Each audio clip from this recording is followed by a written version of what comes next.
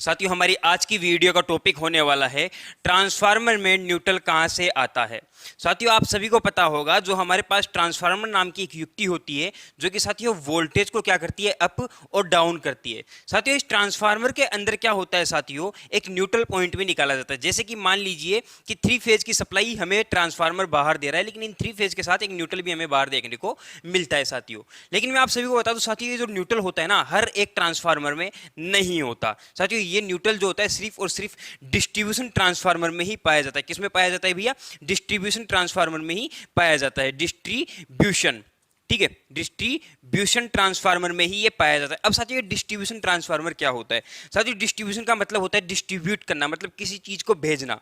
और ट्रांसफार्मर क्या भेजता है साथियों? वोल्टेज भेजता है। किसको भेजता है? वोल्टेज को भेजता है। जैसे कि मान लीजिए एक कॉलोनी है, ठीक है, ये कॉलोनी है साथियों। इस कॉलोनी के अंदर ये 3 गलियां है, ये 3 गलियां है भैया, ठीक है। और साथियों हर गली है, इसके गली के एक नुक्कड़ पे क्या होता है साथियों? एक एक ट्रांसफार्मर पड़ा होता है, ठीक है। अब यहां से साथियों क्या किया जाता है कि यहां से 3 फेज की सप्लाई आती है और इस गली के अंदर ये ट्रांसफार्मर 3 फेज की सप्लाई भेज देता है। और यहां से भी इसी प्रकार की 3 फेज की सप्लाई तीनों गलियों के अंदर ये अलग अलग ट्रांसफार्मर भेजते हैं। तो साथियों, ये ट्रांसफार्मर कर क्या रहे हैं? ये गलियों पर, ये नुक्कड़ पर ये कर क्या रहे हैं साथियों? ये जो ट्रांसफार्मर होते हैं ये वोल्टेज का डिस्ट्रीब्यूट कर रहे हैं, मतलब वोल्टेज को एक जगह से दूसरी जगह पर भेज रहे हैं, वोल्टेज को घरों तक ये पहुंचाते हैं, ठीक है। तो साथियों इसी के हम कहते हैं डिस्ट्रीब्यूट करना।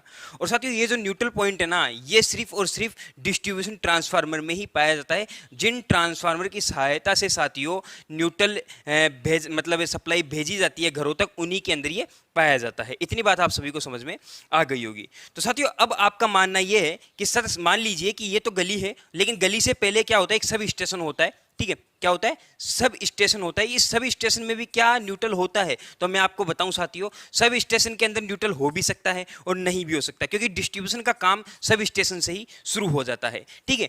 अब साथियों यहां पर क्या किया जाता है कि अगर यहां पर न्यूट्रल नहीं है, सब स्टेशन में न्यूट्रल नहीं है, तो क्या यहां पर न्यूट्रल होगा? तो साथियों ये बिल्कुल न्यूट्रल यहां पर होगा और हमें मिलेगा। लेकिन साथियों ये होता कैसे है? साथियों ट्रांसफार्मर में क्या होता है, 2 प्रकार की वाइंडिंग की जाती है। ट्रांसफार्मर मान लीजिए, ठीक है, ट्रांसफार्मर मान लीजिए साथियों, मोटर आप मान सकते हैं या फिर आप अल्टरनेटर मान सकते हैं साथियों। ये अल्टरनेटर, ठीक है, इस प्रकार के कोई भी मशीन, ठीक है, 3 फेज की मोटर होनी चाहिए और 3 फेज का अल्टरनेटर होना चाहिए। अगर साथियों ये 3 फेज के हैं तो यहां पर 2 प्रकार से हम कनेक्शन कर सकते हैं। पहला आता है साथियों स्टार और दूसरा आता है साथियों डेल्टा, ठीक है। कौन सा आता है भैया? डेल्टा आता है। ये 2 प्रकार के कनेक्शन साथियों हम ट्रांसफार्मर में, मोटर में और अल्टरनेटर के अंदर कर सकते हैं। अब साथियों यहां पर जो न्यूट्रल पाया जाएगा ना, सिर्फ और सिर्फ यहां पर हमारे स्टार कनेक्शन में ही न्यूट्रल पाया जाता है। सिर्फ और सिर्फ स्टार कनेक्शन में ही न्यूट्रल पाया जाता है। अब बात करते हैं कि स्टार कनेक्शन किस प्रकार से बनाया जाता है और डेल्टा कनेक्शन किस प्रकार से बनाया जाता है। आप सभी को साथियों यह तो पता ही होगा कि ट्रांसफार्मर हो चाहे कुछ भी हो, इन सभी के अंदर क्या होता है? 3 वाइंडिंग होती है, ठीक है, 3 वाइंडिंग होती है। ये 3 वाइंडिंग साथियों प्राइमरी की भी है और इसी प्रकार से 3 वाइंडिंग सेकेंडरी की भी हो सकती है, ठीक है। ये 3 वाइंडिंग साथियों हमने बना ली। इसको आप प्राइमरी मान लीजिए, इसको आप सेकेंडरी मान लीजिए।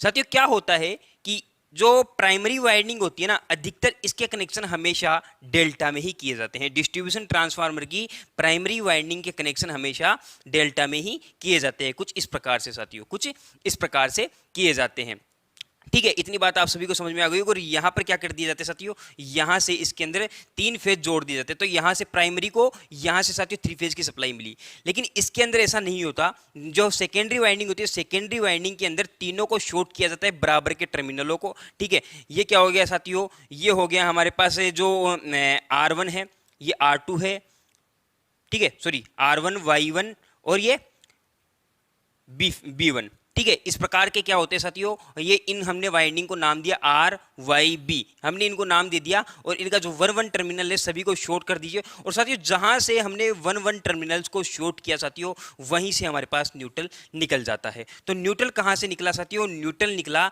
सेकेंडरी वाइंडिंग की, ठीक है। स्टार कनेक्शन किए गए हैं, स्टार कनेक्शन की जो हमारे ट्रांसफार्मर की सेकेंडरी वाइंडिंग है, सेकेंडरी वाइंडिंग से हमने न्यूट्रल निकाला। और साथियों यहां से हमें बाहर क्या मिल जाता है? RYB, और न्यूट्रल हमें यहां से मिल गया साथियों, यहां से न्यूट्रल मिल गया। तो अगर बेसिक सी आपको बात करूं तो यहां पर साथियों ये होता है हमारा स्टार कनेक्शन, ठीक है, ये होता है हमारा स्टार कनेक्शन।